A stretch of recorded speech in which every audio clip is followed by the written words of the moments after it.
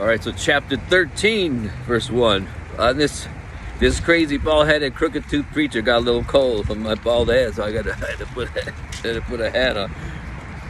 All right. So chapter 13, verse 1.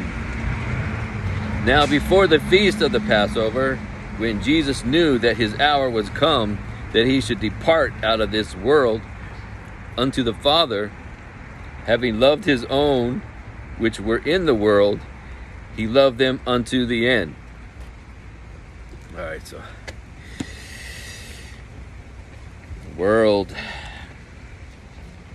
There, because just like Jesus was in the world, but not of the world. His disciples, those that he loved, they're in the world, not of the world. Okay. And he knew his time was coming where he had to leave the world. Okay. Verse 2.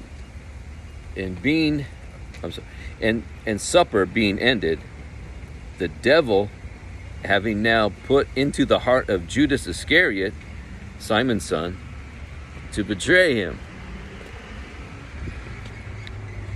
The devil put it in his heart to betray. That's what I'm saying.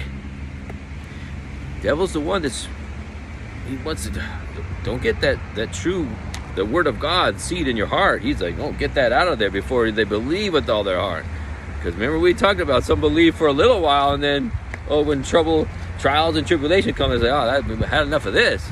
Then they get into the world so I can have a good time and, take care of my family and have all these riches and fleshly and love, lust of the eyes and the flesh and the pride of life.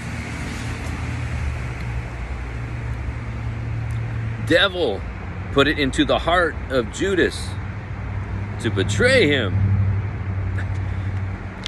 Okay. In verse 3, Jesus, knowing that the Father had given all things into his hands, and that he was come from God and went to God. So that's just saying God the Father has given you all things in his hand. And he was come from God and he went to God. Okay.